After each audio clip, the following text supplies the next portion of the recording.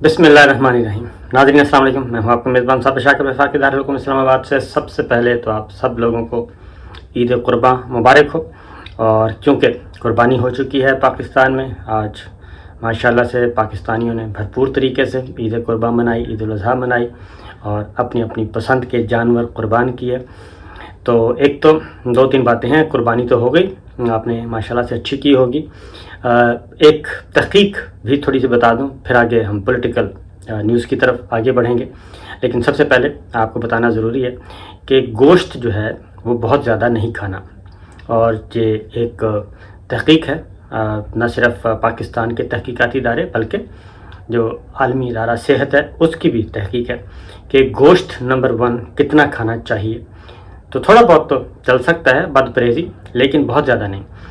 उसमें यह है कि हफ्ते में आप कम से कम आधा किलो गोश्त कहते हैं जी खा सकते हैं। इस पे तो अमल नहीं हो सकता, ज़ाहिर है। हम तो खाबे इस तरह उड़ाते हैं कि कढ़ाई, एक कढ़ाई जो है 2-2 किलो की वो हम निबेड़ देते हैं। किलो की कढ़ाई तो मामूली बात है। बहरहाल मैं बता दूं आपको कि डेली जो है वो 90 से 100 ग्राम, और अगर हफ्ते का है तो वो 500 ग्राम यानी कि हाफ़ केजी खाना चाहिए। बहरहाल ईद है, आप मना सकते हैं। मैंने बताना ज़रूरी समझा क्योंकि इससे बीमारियां जो हैं वो काफ़ी कहते हैं फैलती हैं ज़्यादा गोश्त खाने से, क्योंकि काफ़ी मुरगन होता है, इसमें काफ़ी मादनियात होती हैं, विटामिन्स होते हैं, और उनकी ज़्यादती जो है वो फिर बॉडी जो है वो एक्सेप्ट नहीं करती, फिर उसकी ज़्यादती जो है वो फिर बीमारियों की तरफ आपको लेके जाती है। बहरहाल फिर एक और बात भी है कि फ्रिज में गोश्त जो है वो कहते हैं 2 से 3 हफ्ते, मैक्सिमम 3 हफ्ते हैं, इससे ज़्यादा नहीं रखना चाहिए। लेकिन चूँकि कुर्बानी जो है वो मैक्सिमम कोशिश करें आप ज़्यादा से ज़्यादा मुस्तहिक लोगों को, अपने अजीज़ व अकारब को, अपने दोस्तों को, और जो ख़ास तौर पे आपके घर आते हैं उनको ज़रूर दें, क्योंकि फ्रिज में पड़े रहने से कोई फ़ायदा नहीं। हम तो सारा साल, जो ज़ाहिर है जो कुर्बानी करता है वो सारा साल गोश्त खाता रहता है, गोश्त खोरी करता है। तो जो लोग गरीब हैं, जो कुर्बानी नहीं कर पाते, उनको ज़रूर, मुस्तहिक लोगों को, सफ़ेद पोश लोगों को ज़्यादा से ज़्यादा दें।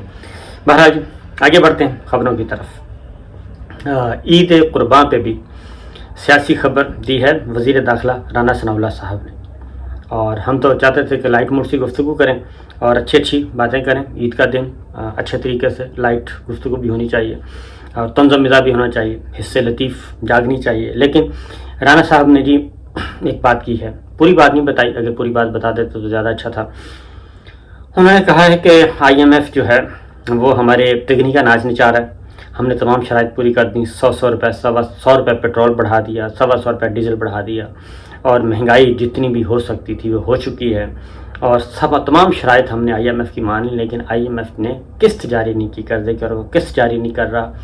तो अब तो उसे कोई खौफ करना चाहिए।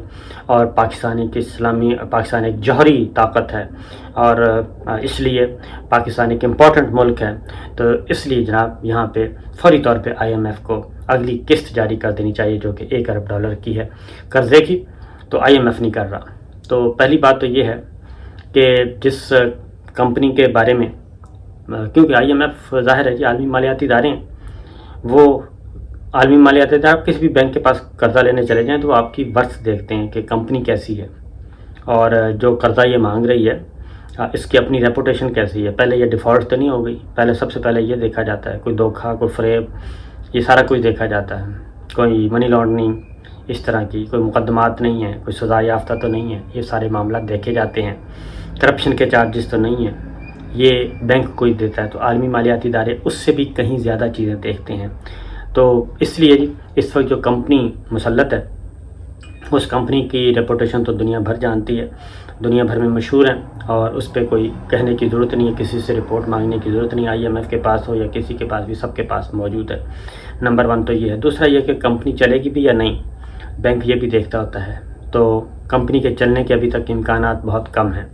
फिर यह है कि ऐसी कंपनी को अगर सिफारिश भी आ जाए, तो कंपनी को कर्ज़ा अगर सिफारिश चली जाए, यहाँ पे पाकिस्तान में भी होता है कि चली जाती है गवर्नमेंट की तरफ से सिफारिश की, जनाब ये फ़लाँ फैक्ट्री है, फ़लाँ कंपनी है, इसको आपने कर्ज़ा देना है हर सूरत में। तो फिर बैंक वाले क्या करते हैं, वो सिफारिश को भी अकोमोडेट करते हैं, लेकिन साथ ही साथ कड़ी शराइत आयद करना शुरू कर देते हैं, और सख्त से सख्त शराइत आयद करते हैं, ताकि ये गवर्नमेंट चली भी जाए, ये सिफारिशी इसका सीट से हट भी जाए, तो भी जो है उसकी रकम जो है वो डूबनी नहीं चाहिए। اور اس کے مفادات کا خیال رکھا جائے۔ IMF یہی کر رہا ہے کہ سفارش تو آ گئی ہے، لیکن ساتھ ساتھ وہ کہتا ہے کہ ابھی اور کچھ اور ڈو مور کی پالیسی پہ اختیار کیا ہوا ہے تاکہ زیادہ سے زیادہ اس کی رقم محفوظ ہو، واپس آ سکے۔ ایک بات پھر آگے آتے ہیں جی، یہ جو IMF قرضے ورضے دیتا ہے تو معاملات کہاں پہ پھنسے ہوئے ہیں، کیونکہ عمران خان صاحب اور ان کی ٹیم جو ہے ان کو اندازہ تھا، اس لیے وہ پیرالل بندوبست کر رہے تھے، ارینجمنٹس کر رہے تھے، اور ان کو اندازہ تھا کہ گورنمنٹ یہ IMF جو ہے اگلی قسط جاری کرنے سے پہلے جو سب سے بڑی تلوار چلانا چاہتی ہے وہ پیٹرولیم پرائسز پہ ہے، اور اسی لیے عمران خان رشیا گئے اور جو متعلقہ چینلز ہیں، متعلقہ وزارتیں ہیں، وہ ایکٹیو ہوئیں اور روس سے آئل خریدنا چاہ رہے تھے۔ Petroleum prices, petrol, diesel, gas, energy کی ضروریات روس سے پوری کرنی تھی، اور اس کا ایک فائدہ بھی تھا۔ اس کا فائدہ ظاہر ہے 30% قیمت کم تھی۔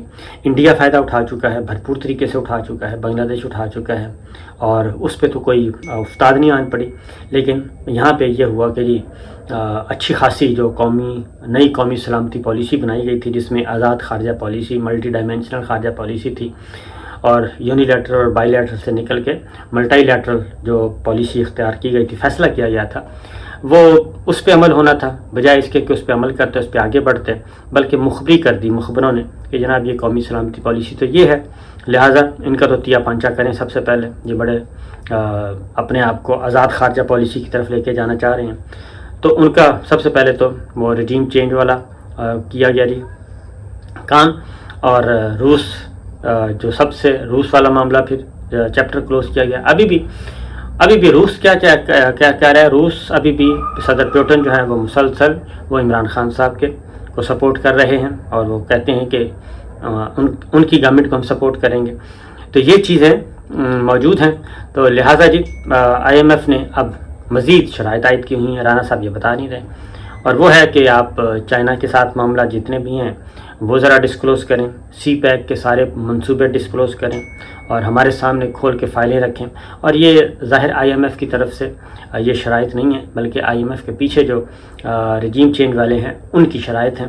تو وہ صرف سی پیک کے منصوبے نہیں مانگ رہا، وہ صرف چائنا کے ساتھ آپ کے انگیجمنٹس نہیں مانگ رہا، بلکہ تمام تفصیلات لے کے آپ کو کہے گا یہ تو سارے ڈاکومنٹس آ گئے ہمارے پاس، اب ذرا یہ چیپٹر کلوز کریں، چائنا والا ونڈو بند کریں، اور آگے ہمارے ساتھ صرف رکھیں جی۔ وہ پھر ہمیں واپس لے کے جانا چاہ رہا ہے بائی لیٹرل اور یونی لیٹرل کی طرف، ہماری خارجہ پالیسی کو، کہ کسی اور ونڈو کو نہیں کھولنا اپنے۔ تو رانا صاحب کو یہ باتیں ساری بتانی چاہیے تھیں۔ پھر صرف سی پیک اور ادھر تک ہی موجود نہیں ہے، اس کے بعد پھر اگلی جو شرط ہے اور وہ ہے ڈیفنس بجٹ کی، کہ ڈیفنس بجٹ جو ہیں وہ سارے کے سارا ہمارے سامنے کھول کر بیان کر دیا جائے۔ تو ظاہر ہے جی وہ تو یہاں پہ رجیم چینج ہو جاتی ہے، اور اس پہ تو کوئی ہو ہی نہیں سکتا، اور ہونا بھی نہیں چاہیے۔ سی پیک کے معاملے میں بھی نہیں ہونا چاہیے، اور خارجہ پالیسی کسی ملک کی کیا ہے اس پہ بھی کوشچن نہیں اٹھنا چاہیے۔ انڈیا بالکل اس نے سٹینڈ لیا اور وہ ڈٹ کر کھڑا ہے، اور ہم نے کیا کیا، ہم نہ 3 میں سے رہے نہ 13 میں سے رہے، کوا چلا ہنس کی جگہ اپنی بھی بھول گیا، اور ہم نے یہ کیا کہ جی ہم نے اپنے دوستوں کو بھی ناراض کر لیا، اور جو کہ ہم اچھے خاصے ریجنل پلیئرز بن چکے تھے، امپورٹنٹ ریجنل پلیئرز بن چکے تھے، ریجنل بلاک میں ہمارا ایک اہم رول ہونا تھا، اور انڈیا کا جو ایک اپنے سائز کے اعتبار سے جو دبدبہ تھا وہ بھی ختم ہو رہا تھا۔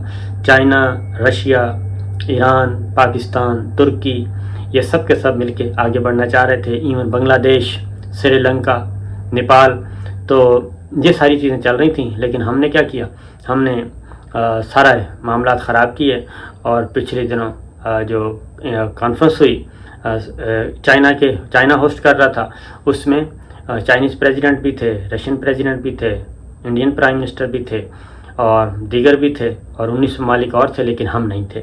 اور اس کی وجہ یہ ہے کہ ہم نے اپنے آپ کو بے توقیر جو ہے یہ رجیم چینج کے بعد ہم نے خود کیا ہے، اور ہم نے خود بتا دیا کہ ہم بے پیندے کے لوٹے ہیں، اور ہم جو ہیں ہمارے میں اتنی وہ نہیں ہے کیا کریج، اور ایون ہمارے میں ڈگنیٹی بھی نہیں ہے۔ تو یہ باہر کے کہنے پہ اگر ہم رجیم چینج کر سکتے ہیں تو پھر ہم کچھ بھی کر سکتے ہیں، لہٰذا وہاں پہ معاملہ پھنسا ہوا ہے۔ تو آئی تھنک رانا ثناء اللہ صاحب کو چاہیے کہ پوری بات بتائیں، اور جو اصل مسائل ہیں وہ بھی بتانے چاہیے، موجودہ گورنمنٹ کو بھی بتانی چاہیے۔ اور اگلی بات اس کا کیا ہوا جی، رجیم چینج کے بعد الیکشن آ گیا، پنجاب حکومت ضمنی الیکشن آیا ہوا سر پہ، اندازہ نہیں تھا کہ یہ کام ہو جائے گا، کیونکہ سارے اسپاٹ فکسرز نے اپنے اپنے اسپاٹ فکسر انہوں نے لگائے ہوئے تھے، اور کسی کے وہم و گمان میں بھی نہیں تھا کہ یہ اسپاٹ فکسنگ میں کوئی اور بھی پلیئر آ جائے گا، اور سپریم کورٹ آف پاکستان کا جو لارجر بینچ ہے وہ سارے کا سارا کھیل ان کا بگاڑ دے گا۔ اور سپریم کورٹ کے لارجر بینچ نے جو فیصلہ دیا 63A آرٹیکل 63A ڈسکوالیفیکیشن کے معاملے میں، فلور کراسنگ کے معاملے میں، وہ فیصلہ ایسا آیا کہ وہ اس نے بھی یہ جو اسکرپٹ تھا اسپاٹ فکسرز کا وہ خراب ہو گیا، اور جب وہ اسکرپٹ خراب ہوا اور اب لوٹوں کا ووٹ کوئی نہیں ہے، پہلے لوٹوں کو ووٹ بھی لوٹوں سے لینے تھے، ان کو بچانا بھی تھا، ان کی سیٹیں بھی محفوظ کرنی تھیں، سب کچھ کرنا تھا، لیکن سپریم کورٹ کے لارجر بینچ نے، اور وہ پریزیڈنٹ آف پاکستان کا ریفرنس تھا، اور اس میں میں سمجھتا ہوں کہ جو تحریری آرڈر ہے وہ بھی آنا چاہیے، اور اس میں بھی مزید جو سکم ہیں وہ ہر طرح کے سکوم کو بند کرنا چاہیے، تاکہ یہ چیز آگے پھیلے نہ۔ چونکہ ایک اختلافی نوٹ تھا وہ آیا، اس میں بھی کافی ڈیٹیلز موجود ہیں، تو لیکن اصل ججمنٹ جو ہے اس کا انتظار کیا جا رہا ہے۔ سپریم کورٹ کے فیصلے نے دوسرے جو اسپاٹ فکسر تھے الیکشن کمیشن آف پاکستان، اس کو پھر اسپاٹ فکسنگ نہیں کرنے دی، اس کو 2 نمبری نہیں کرنے دی، اور اس کو بھی پھر مجبوراً لکھا ہوا فیصلہ جو ہے وہ تبدیل کرنا پڑا، لکھا ہوا فیصلہ تبدیل کرنا پڑا، کیونکہ لکھا ہوا جو فیصلہ تھا وہ تو ان فیور آف لوٹے اور منحرف ارکان کے بارے میں تھا، اور in favour of Pakistan Muslim League Nawaz کے تھا۔ جب سپریم کورٹ کا فیصلہ آیا تو الیکشن کمیشن آف پاکستان کو بھی نیا فیصلہ دینا پڑا، اور کیونکہ اناؤنس نہیں ہوا تھا، اور اس کے بعد وہ ڈسکوالیفیکیشن ڈی سیٹ کیا، ڈسکوالیفیکیشن کا بھی معاملہ پینڈنگ ہے، لوٹوں کو ڈی سیٹ کیا گیا، پھر نوٹیفیکیشن نہیں ہو رہا تھا، مخصوص نشستوں وہ بھی کروانا پڑا، وہ بھی کیا گیا، تو بہت ساری چیزیں درمیان میں آ گئیں، اور یہ جو ساری افتاد آن پڑی، 100 روپے پٹرول بڑھا دیا، 125 ڈیزل بڑھا دیا، آئل یہ خوردنی کھانے کا تیل اور کھانے کا گھی جو ہے وہ تقریباً 600 روپے تک چلا گیا، 600 روپے فی کلو اور 600 روپے فی لیٹر، آلموسٹ ڈبل سے بھی زیادہ ہو گیا ہے۔ تو اگر ان کو اندازہ ہوتا کہ 100 جوتے بھی کھانے پڑیں گے اور 100 پیاز بھی کھانے پڑیں گے، اور پھر بھی ہاتھ کچھ نہیں آئے گا، تو میرا خیال ہے کہ یہ جو غلطی کی گئی ہے، جو بھی ماسٹر پلیئر تھا اس ریجیم چینج کا، اس نے اپنے مفادات کا تو تحفظ کیا، لیکن جو دیگر پلیئرز تھے ان کا تحفظ نہیں کیا۔ پولیٹیکل پلیئرز جو ہیں اس وقت رول رہے ہیں، اور آپس میں ان کی بول چال بھی بند ہے، اور کوئی آگے بات بھی نہیں بڑھ رہی۔ تو یہ تھیں جی اب تک کی اطلاعات، ایک سیاسی منظرنامہ میں نے کہا آپ کے سامنے پیش کر دوں۔ عید انجوائے کریں، گوشت کم کھائیں، یہ بات ذہن میں رکھنا، ورنہ بدہضمی بھی ہو سکتی ہے۔ اجازت دیجیے، اللہ حافظ۔